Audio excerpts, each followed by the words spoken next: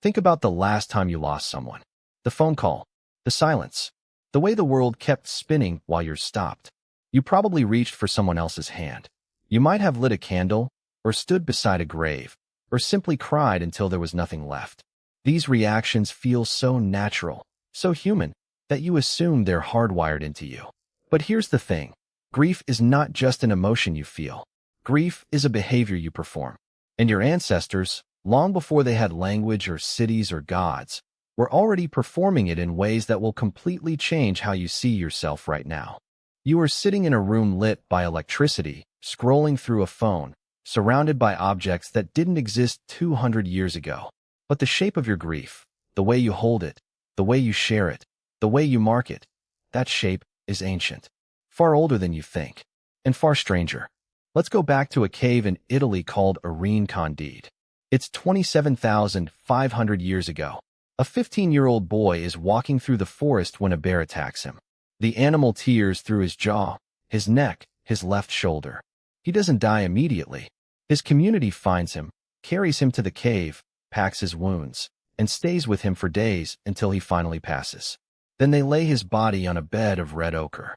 They adorn his head with hundreds of perforated shells and deer teeth, forming a kind of crown.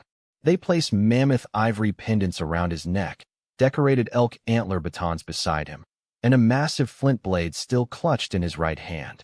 When archaeologists uncovered him in 1942, they called him Il Principe, the prince. Why?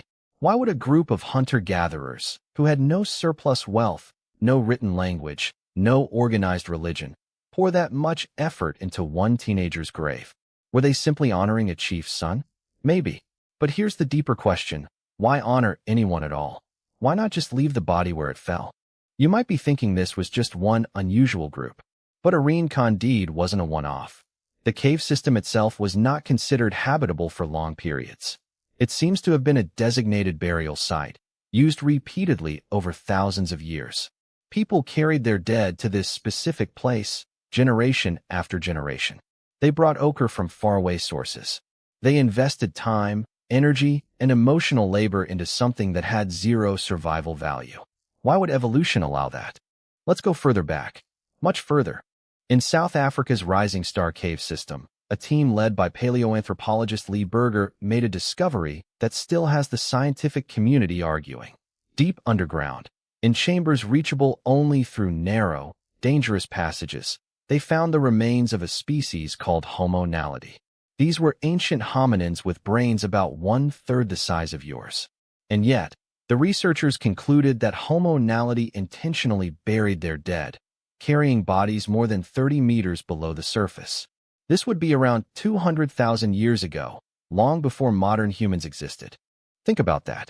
A creature with a brain smaller than a chimpanzee's, navigating pitch-black cave passages, deliberately placing the bodies of their dead in specific locations. Not discarding them, not eating them, burying them.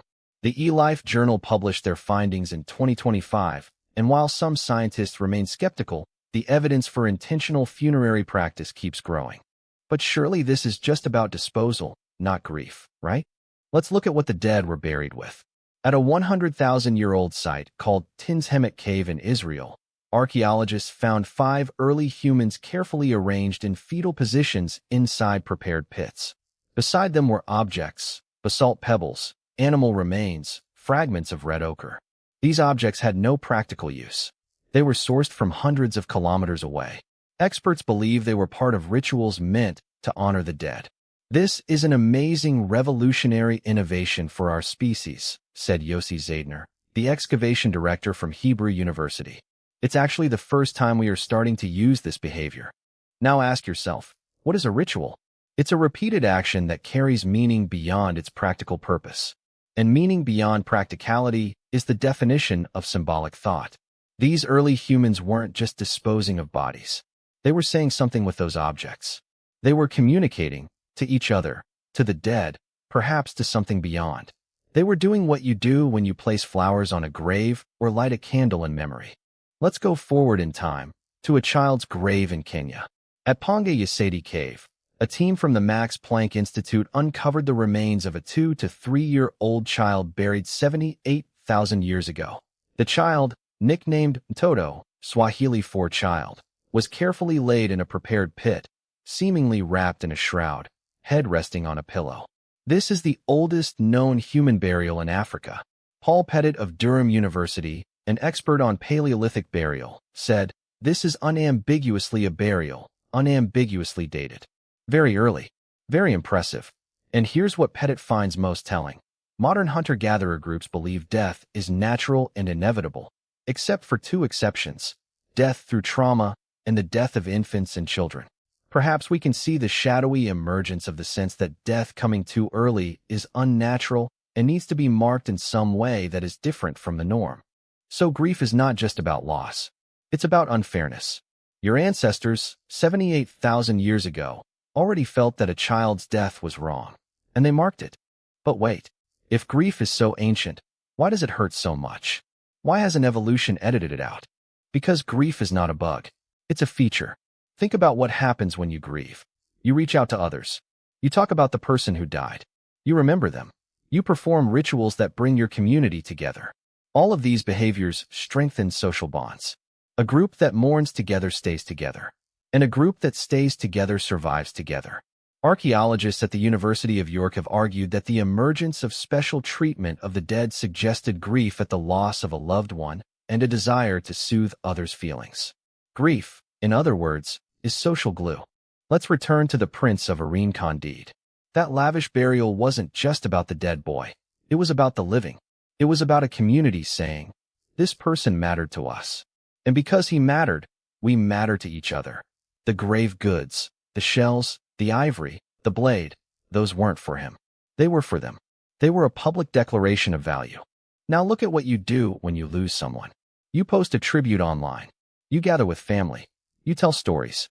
You keep objects that belong to them. You are doing exactly what your ancestors did 27,500 years ago, 78,000 years ago, 200,000 years ago. The technology has changed. The words have changed. But the shape of grief hasn't. Does your grief feel different now, knowing it's older than language itself? Does the weight of loss feel lighter, knowing it's been carried by millions of hands before yours? Or does it feel heavier, knowing this pain is part of what makes you human? Your ancestors didn't have answers about what happens after death, but they had something else. They had each other. They had ritual. They had the stubborn, irrational, beautiful refusal to let go. And so do you.